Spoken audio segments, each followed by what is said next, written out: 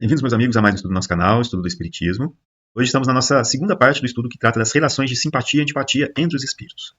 Esse assunto está na parte segunda do Mundo Espírita, o Mundo dos Espíritos, no capítulo 6 da Vida Espírita. Também temos aqui o assunto sobre metades eternas, mas esse conjunto de questões trata também esse assunto. Mas nós vamos falar das questões específicas para metades eternas em um terceiro estudo. Nós já tratamos das questões 291 a 294 no nosso primeiro estudo, e hoje nós falaremos sobre a questão 295. Que sentimento anima depois da morte aqueles a quem fizemos mal neste mundo? Ou seja, para aqueles os quais nós prejudicamos de algum modo durante esta existência, o que eles carregam consigo depois que deixarem este mundo, quais os sentimentos que eles levam com relação a nós? O que eles vão sentir com relação a nós? É isso que a pergunta está nos trazendo. E os espíritos nos respondem, assim, com duas grandes possibilidades. Se são bons, eles vos perdoam segundo o vosso arrependimento. Então, essa é a condição em que o espírito já alcançou uma compreensão maior dos verdadeiros valores que animam o espírito, reconhece, muitas das vezes, a futilidade das coisas que ficaram para trás, que muitas das vezes são muito limitadas à matéria, e reconhecendo essas questões, ou mesmo reconhecendo também que aquilo foi importante para o seu processo de aprendizado, e reconhecendo a justiça de Deus, sabe que aquilo foi importante para o seu progresso espiritual, e ele, portanto, perdoa aquele que cometeu algum ato que trouxe algum prejuízo para ele. Ou mesmo, esse perdão pode vir de uma compreensão de que os outros que estão também evoluindo, assim como ele, estão aprendendo o que é o certo, o que é errado, fazendo as suas escolhas, que resultam em algo positivo ou negativo. Estão exercendo ali a sua liberdade de caminhar e de exercer as suas escolhas. E que, muitas das vezes, essas escolhas são fruto de orgulho e de egoísmo, que o espírito ainda não compreendeu a necessidade de se desvencilhar destas paixões, de tudo aquilo que decorre deste orgulho e desse egoísmo. E entende que ali é uma condição temporária daquele espírito que vai compreender o erro no qual ele se encontrava. Pode compreender que ali se trata, às vezes, não de maldade, mas de ignorância. Então, perdoa também aquele espírito. Então, esse é o espírito que já está acima da matéria, que ele já vê as coisas de um ponto de vista mais espiritual, que entende que em tudo aquilo que nos acontece existe sempre justiça divina. E aquilo que nos acontece tem a sua causa justa de ser. Serve para o nosso adiantamento, serve para o nosso progresso espiritual. E ele caminha, deixando estas questões para trás, porque ele sabe que estes sentimentos os bloquearia para que ele continuasse a sua caminhada. Então, ele esquece. Foi o que Jesus nos ensinou. Amai os vossos inimigos. Então, ele compreende esse conceito. Mas existe, como trazido aqui nessa outra questão, aliás, nessa outra possibilidade da questão, se maus é possível que guardem ressentimento do mal que lhe fizestes. E até os persigam, às vezes, em outra existência. Então, pode acontecer que nós ainda estejamos encarnados e aquele outro, aquele que nós prejudicamos, ele deixe o mundo material, volte para o plano físico, volte para a pátria espiritual, e, portanto, se ele carrega para conosco um sentimento de inimizade, se ele nos considera um inimigo, então, para nós, ele pode ser um inimigo desencarnado. A questão é que esta inimizade, ela pode prosseguir não só durante o período que nós encontramos aqui ainda encarnados, mas ela pode continuar no plano espiritual e ela pode também persistir em outras existências, sendo um estando encarnado e o outro não, ou mesmo os dois encarnados, às vezes, muitas vezes, sob o mesmo teto. Isso, então, pode acontecer de caminhar junto. A misericórdia divina é tão grande que nos permite as possibilidades de reavermos uns com os outros, através das inúmeras encarnações, estes laços que muitas das vezes foram caracterizados por essas relações de inimizade. Então, como a questão especificamente está falando dos espíritos que retornam ao plano espiritual e o que eles carregam dentro de si, nós trouxemos aqui um trecho, um texto do Evangelho segundo o Espiritismo que nos auxilia a compreender muito bem esta questão. Está lá no capítulo 12, Amai os vossos inimigos. E é o texto que trata dos inimigos desencarnados. Olha que interessante. Então vamos fazer aqui a leitura e comentários para que a gente possa compreender bem. No item 5 fala assim: ainda há outros motivos tem um espírita para ser indulgente com os seus inimigos. Por quê? E por que ele colocou espírita? Porque sabe ele, olha só, está colocando para nós, espíritas, que sabem que nós continuamos depois da nossa existência material como espíritos, que conservamos a nossa individualidade, que vamos trazer com a gente os nossos sentimentos, as nossas características morais, a nossa bagagem de inteligência, de experiência, sabe que o outro, aquele que nós estivemos compartilhando o caminho, ele também vai para a pátria espiritual, e que lá né, as verdades se tornam muito transparentes para todos nós. Por isso que ele está falando. Né? Sabe ele, o Espírito.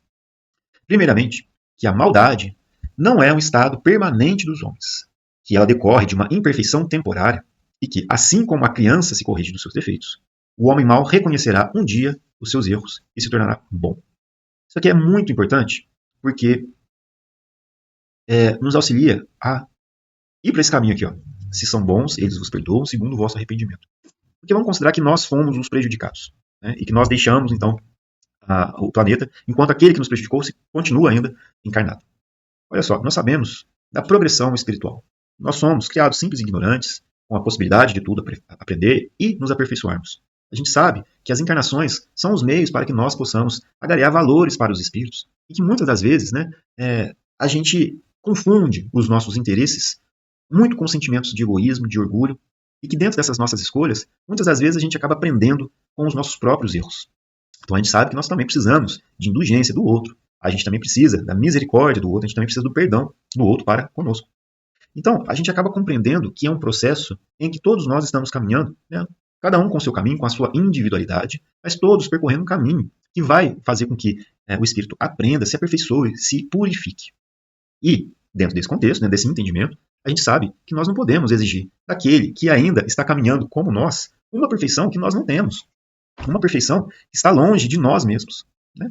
Então, às vezes, né, a compreensão da situação daquele espírito, que é temporária, se ele é mau ou se ele é ignorante, nós sabemos que ele vai aprender, ele vai se melhorar, ele vai se aperfeiçoar naquilo que hoje ele entende como sendo bom, né, para ele, né, porque pode ser mal para o outro, e isso decorrente, seja da ignorância dele, seja do próprio orgulho, ou seja do próprio egoísmo. Então, ele entende que todos os espíritos são criados simples e ignorantes, que vão progredir. E que se alguém, né, é mau, esta condição é temporária. Porque ele vai compreender o erro no qual ele se encontra, ele também vai se aperfeiçoar. Né? É como ele colocou. O homem mau também vai reconhecer um dia os seus erros e se tornará bom.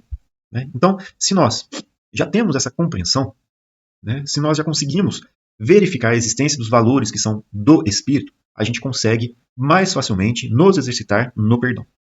Então, a gente consegue se elevar acima da matéria para exercer algo que nós também precisamos, que é o perdão. Como Jesus mesmo nos ensinou. Né? Perdoai as nossas ofensas, assim como nós perdoamos a quem nos ofendeu. Porque Jesus nos ensinou que nós precisamos aprender que, assim como nós precisamos de misericórdia divina, o outro também precisa da nossa misericórdia. Né? Isso é muito importante. E ele continua aqui, o Kardec. Né? Sabe também que a morte apenas o livra da presença material do seu inimigo, pois que este pode perseguir com o seu ódio, mesmo depois de haver deixado a terra. Né? Mais uma coisa que nós conhecemos, né? Que a doutrina espírita nos esclarece. Né? Que assim a vingança que tome falha ao seu objetivo, visto que, ao contrário, tem por efeito produzir maior irritação, capaz de passar de uma existência a outra. Né? No caso, ele está considerando assim, né? Se a gente faz um mal para alguém, né? A gente achando que com a morte seria o fim, e que ele morreu e está tudo bem, então agora eu não preciso mais me preocupar com aquele meu inimigo, né? O inimigo desencarnou, morreu, então agora eu não preciso mais me preocupar. Né? O espírita sabe que isso não é verdade. Porque, como ele está colocando aqui, a morte apenas o livra da presença material do inimigo. O espírito continua a existir. E se ele está alimentado desses sentimentos, né, de ressentimento, de ódio do mal que nós fizemos a ele, eles podem sim nos perseguir. Porque são espíritos que ainda não conseguiram se elevar acima da matéria. E, portanto, isso quer dizer que eles enxergam naqueles bens materiais, ou na posição que eles tinham, todo o bem que lhes era verdadeiro, né, que lhes era propriedade. Esquecendo que a verdadeira propriedade é aquilo que o espírito carrega dentro de si. A inteligência, as qualidades morais. Né, esses são os verdadeiros bens que o espírito pode agariar para si e que são a essência espiritual dele mesmo. Né? Então, né, se livrar de um inimigo, né, por exemplo, aqui, tirando a vida do outro, não vai resolver o problema, porque ele continua a existir no plano material. Né? Então é isso que ele fala. A morte apenas livra da presença material do inimigo, porque este o pode perseguir com seu ódio mesmo depois de haver deixado a terra. Que assim a vingança que tome falha o seu objetivo, visto que, ao contrário, tem por efeito produzir maior irritação, capaz de passar de uma existência a outra. Cabia ao Espiritismo demonstrar, no meio da experiência e da lei que rege as relações entre o mundo visível e o mundo invisível, que a expressão extinguir o ódio com sangue é radicalmente falsa. E a verdade é que o sangue alimenta o ódio, mesmo no além-túmulo. Cabia-lhe, portanto, apresentar uma razão de ser positiva e uma utilidade ao perdão e ao preceito do Cristo: amai os vossos inimigos. Não há coração tão perverso que, mesmo a seu mau grado, não se mostre sensível ao bem proceder. Mediante o bom procedimento, tira-se, pelo menos, todo pretexto das represálias, podendo-se até fazer de um inimigo um amigo, antes e depois de sua morte. Olha que interessante, né? Porque a gente pode, inclusive, né, exercendo este perdão para o próximo, né, vamos supor que nós somos aqueles que foram os prejudicados, que nós deixamos o mundo material. Nós podemos carregar com a gente, né, o nosso sentimento de perdão. Olha só. Né? E, lá no plano espiritual, nós podemos, inclusive, assistir, auxiliar aquele que nos fez o mal, fazendo bem para ele. Um exemplo muito interessante para nós. É um livro que é um livro magnífico, que é o livro Paulo Estevão. Né? Estevão, que é o Gesiel, ele foi o primeiro mártir do cristianismo. E a morte que ele sofreu, o martírio que ele sofreu, foi em consequência, né, da perseguição iniciada por Saulo de Tarso, que é o Paulo de Tarso. Né? Ele foi, portanto, né, o Estevão, né, ele foi ali a vítima das ações que Saulo cometeu. E já durante a própria encarnação, ali nos momentos finais, quando ele estava sendo ali, né, apedrejado, ele mesmo fala, né, para Jesus que perdoasse, né, os atos que Saulo estava cometendo. Né, inclusive dá bênção, né, para ele, né, com a sua irmã Abigail, né, muito interessante. Mas ele pede perdão, né, porque realmente ele entendia, ele via naquele que estava cometendo o ato uma ignorância ainda. É um exemplo muito bonito para nós. E mais interessante ainda é que Paulo, durante toda a sua caminhada de propagação do evangelho, né, o apóstolo dos gentios, ele foi assistido espiritualmente por Estevão. Né? Jesus, né, coloca Estevão para ficar junto com ele durante toda a sua existência. Né? É muito, muito bonito. Inclusive nas próprias epístolas, né, ali, né, tem uma parte que fala, quando ele fala, né, que ele ficaria mais junto dele ainda para transmitir os pensamentos de Jesus.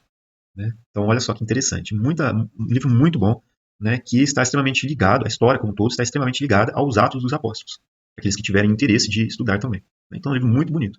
Então, é o que ele está falando aqui. Né? Existe essa possibilidade do espírito, né, carregar ódio, mas também existe a possibilidade de ele carregar um desejo, um sentimento de fazer o bem, de perdoar. Né? E muitas das vezes, quando não existe o perdão da vítima, e ele está no plano espiritual, o que pode acontecer também? Aquele que continua encarnado, que cometeu o ato negativo, ele pode, ali, né, sofrendo ali, né, a influência, vamos colocar assim, daquele que ele prejudicou e que partiu para o plano espiritual, ele pode estar ali, né, sofrendo essa influência, mas aquele que está encarnado, ele pode também mudar o seu comportamento, mudar o seu procedimento, né? E este desejo de mudança, né, representa, associado, né, ao sentimento do arrependimento, uma vontade verdadeira de reconstruir, de reparar o mal que foi feito. E neste procedimento, que exige realmente perseverança, vontade, um sentimento puro de arrependimento, né, isso pode certamente afetar positivamente aquele que está perseguindo. É o que ele falou aqui. Né? Não há coração, né, tão perverso que, mesmo ao seu mau grado, não se mostra sensível ao bom proceder. Então, se nós, muitas das vezes, né, estamos sendo, né, a vítima de perseguições do plano espiritual, né, o espírito que se liga a nós para nos tentar induzir ao mal, seja por um sentimento de vingança, de ódio para conosco, né, o nosso exercício no bem, no bom proceder, certamente vai impactar positivamente aquele que nos cerca. Isso é fato, como está sendo trazido aqui para nós. Né? E esse espírito aprende muito com a gente, se a gente está também buscando realmente o bem. Por isso que, né, a gente fala, né, do evangelho no lar, né, que é um momento muito importante, que a gente possa acender uma luz dentro da nossa casa, na nossa residência. Mas isso não precisa ser apenas uma única vez durante a semana. Isso pode ser constantemente durante toda a nossa semana, no nosso dia a dia. Assim como a gente tem a necessidade do banho para a higienização do corpo, nós também precisamos do alimento que é o alimento espiritual. Uma leitura, uma conversação, 20 minutos, meia hora do seu dia, junto com outros, para debater ao redor, né, dos conceitos evangélicos, né, dos ensinamentos de Jesus, esclarecidos, né, pela luz da doutrina espírita. Isso nos auxilia muito para que a gente mude o nosso próprio proceder e para que o espírito que eventualmente está nos perseguindo também possa compreender a sua situação e também o erro em que ele se encontraria caso persistisse nesse sentimento de vingança. Então isso é muito importante. Né? Se, no contrário, né, aquele continua encarnado, que fez o mal para o outro, que já desencarnou, continua com aqueles mesmos procederes, com aquele mesmo sentimento, isso vai mais irritar do que irritar o outro, né, do que auxiliar na boa transformação de ambos. É o que ele coloca na sequência. Com o mau proceder, o homem irrita o seu inimigo. Então se constitui instrumento de que a justiça de Deus se serve para punir aquele que não perdoou. Né? E aí no item número 6 ele coloca assim: pode-se, portanto, contar inimigos, assim entre os encarnados, como entre os desencarnados. Os inimigos do mundo invisível manifestam sua malevolência pelas obsessões e subjugações com que tanta gente se vê a braços e que representam um gênero de provações as quais, como as outras, concorrem para o adiantamento do ser, que, por isso, as deve receber com resignação e como consequência da natureza inferior do seu globo terrestre. Né? Muito interessante isso. Nós precisamos compreender que estamos num mundo de provas e expiações e que a coletividade, a nossa humanidade terrestre, é o resultado das nossas individualidades. Somos nós, cada indivíduo, que compõe essa coletividade, essa humanidade, né, terrestre. E que sabemos que os espíritos se agrupam mediante o grau de perfeição que atingiram. Ou seja, mediante características que ainda conservam e que são comuns uns aos outros.